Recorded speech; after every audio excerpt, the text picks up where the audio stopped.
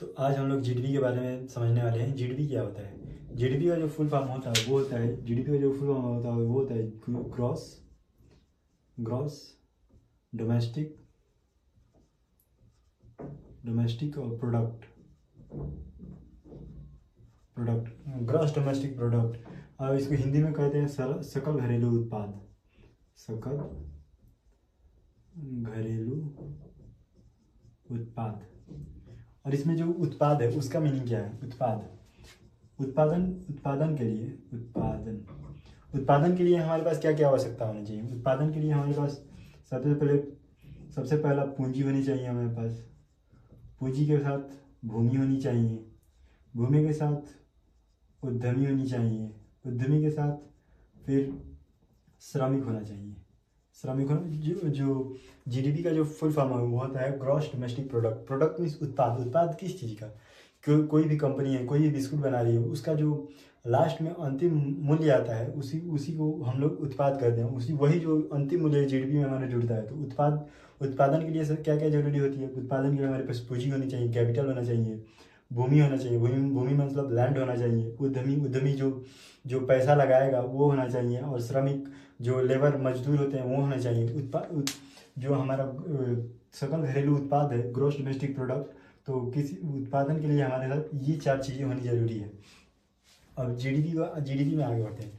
GDP में वो वस्तुएं आती हैं जो भारत में कंपनियां हैं या कोई विदेश से कंपनियां आके भारत में बसी हैं और वह भारत में आके कोई भी सामान बना रही हैं।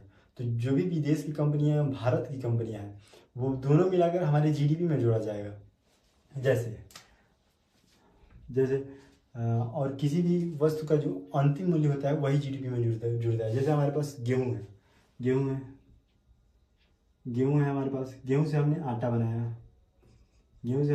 बनाया और आटा से हमने आटा से कोई बिस्कुट बना दिया। आटा हमारा था 20 रुपये किलो। तो इसको गेहूँ हमारा 20 रुपये किलो था। जब इसको आटा बनाया तो इसे हो गया 25 रुपये किलो। और जब बिस्कुट हो गया तो ये हो गया 300 रुपया 300 केजी 300 रुपया किलो ये बिका। जब गेहूँ था, गेहूँ से हमने आटा बनाया, आटा से हमने बिस्कुट बनाया। और बिस्कुट जो ये अंतिम मूल्य है यही हमारा ये जो अंतिम मूल्य यही हमारा जो है जीडीपी में जुड़ेगा। कि कोई भी वस्तु है या कोई भी सामान हम बेच जीडीपी, तो इसलिए जीडीपी को हम क्या कहते हैं? एक साल में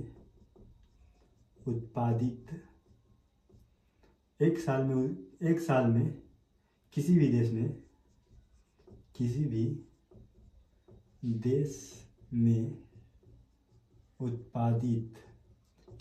में उत्पादित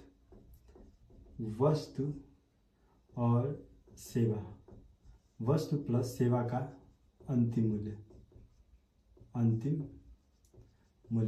वस्तु को कहते हैं हम लोग वस्तु को हम लोग गुड्स कहते हैं। और सर्विस को हम सेवा कहते हैं। अगर यह वस्तु और सेवा पर, अगर ये गुड्स और सर्विस पर अगर सरकार हमारे पास टैक्स लगा देती है तो इसे ही हम कहते हैं GST, goods and service tax. तो जीडीपी के बारे में समझिए। किसी भी वस्तु और सेवा एक साल में किसी भी देश में उत्पादित वस्तु एवं सेवाओं के अंतिम मूल्य को ही हम लोग जीडीपी में जोड़ते हैं। अगर वस्तु है और सेवा है और वस्तु और सेवाओं पर अगर टैक्स लग जाता है तो उसे हम कहते हैं जीएसटी। इस वस्तु और सेवा पर टैक्स लग जाता है तो उसे हम कहते हैं GST, goods and service tax. अब समझते हैं कि कोई कंपनी जो है भारत की है विदेश की है कि वो जीडीपी में हमारे कैसे जुड़ती है। ये उत्पादन के बारे में तो बीच में हटा देते हैं। जैसे हमारे देश में कंपनी है टाटा है, उसके बाद जियो है, और कोई विदेश की कंपनी ले लेते हैं जैसे एलजी है, ये विदेश की कंपनी है। टाटा ने साल के अंत में 150 करोड़ का बिजनेस किया, जियो ने अंत में 100 करोड़ का बिजनेस किया और एलजी ने अंत में 50 करोड़ का बिजनेस किया। तो ये जो भारतीय हैं ये दोनों तो भारतीय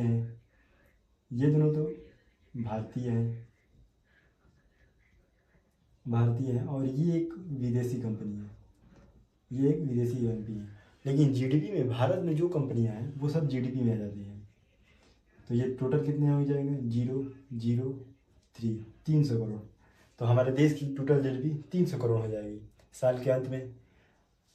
तो जीडीपी में जितनी भारतीय और विदेश की कंपनियां हैं वो आ जाती हैं, लेकिन जो जीएनपी में होता है वो भारत की कंपनी आती है, लेकिन जो विदेश में हमारी कंपनियां गई हैं वहाँ से पैसा भारत में भेजती हैं तो वो हमारा जीएनपी में आता है। तो ये तो हमारा जीडीपी है। जीएनपी क्या होता है, जीएनपी इसका फुल फॉर्म होता है ग्रॉस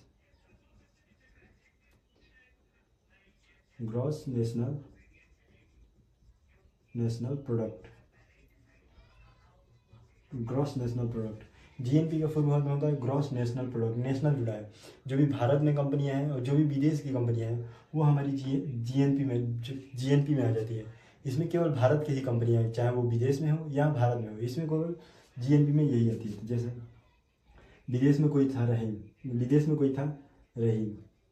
रहीम ने वहाँ पर कोई कंपनी खोली थी और उसने साल के अंत में 150 करोड़ का बिजनेस किया और वह भारत में भेजा।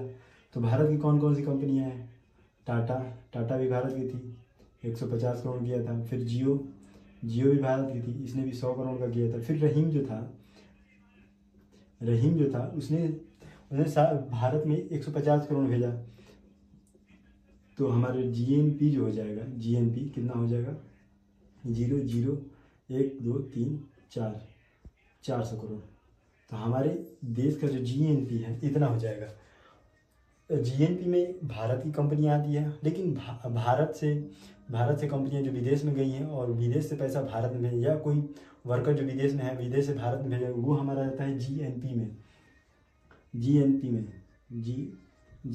तो ऐसे ही जीएनपी निकालने का एक फार्मूला भी होता है। जीएनपी निकालने का फार्मूला क्या होता है, GDP minus of X plus of Y, ये होता है जीएनपी निकालने का फार्मूला। एक्स क्या है, विदेश की कंपनियां जो भारत में रह रही हैं, विदेश की कंपनी जो भारत में है, और वाई मतलब क्या है, भारत की कंपनी जो विदेश में है। तो हमारा जीएनपी कितना हो जाएगा, जीडीपी हमारा कितना था, जीडीपी आया था 300 करोड़। 300 करोड़ जीडीपी आया था, माइनस एक्स क्या है, विदेश की कंपनियां जो भारत में है। तो एलजी हमारी विदेश की थी -50, और भारत की वाई मतलब क्या है, भारत की कंपनी जो विदेश में है। तो ये हमारा रहीम था जो विदेश में था, तो इसने भेजा प्लस 150 करोड़। तो हमारा निकल जाएगा 0, 5 और 3 1 450 - 50, यहाँ से भी कितना आ गया, 400 करोड़ आ गया। यहाँ भी 400 करोड़ और यहाँ भी 400 करोड़। जीएनपी। और एक और होता है एनएनपी। क्या होता है, नेट नेशनल प्रोडक्ट। हमारा एनएनपी क्या होता है, एनएनपी इसका फुल फॉर्म होता है नेट नेशनल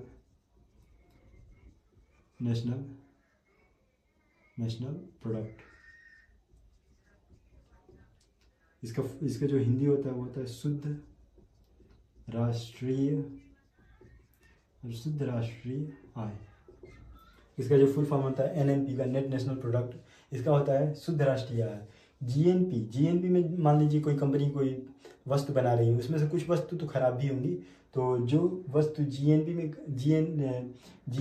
से घटा दिया जाता है और वो उसके बाद जो बच रहा है उसे कहते हैं हम एनएनपी। तो एनएनपी बराबर होता है जीएनपी माइनस ऑफ डी मतलब होता है खराब वस्तु जो हो चुके हैं उसे हम कहते हैं डी में मतलब डिफ्लेसिएशन। तो हमारा जो जीएनपी आया था 400 करोड़ जीएनपी आया था, और उसमें से मान लेते हैं कि जो 50 करोड़ की वस्तुएं हैं वो खराब हो गई होंगी। तो 50 करोड़ की वस्तुएं जो खराब हो गई तो हमारे पास आता है 350 करोड़। ये हमारा होता है एनएनपी मतलब होता है शुद्ध राष्ट्रीय आय। तो ये है हमारा जीडीपी एक बार शुरू से देख लेते हैं। जीडीपी क्या होता है, जीडीपी का जो फुल फॉर्म होता है वो होता है ग्रॉस डोमेस्टिक प्रोडक्ट, इसको हिंदी में कहते हैं सकल घरेलू उत्पाद। जीडीपी जो है एक साल में किसी भी देश में उत्पादित वस्तु एवं सेवाओं का अंतिम मूल्य को हम जीडीपी कहते हैं।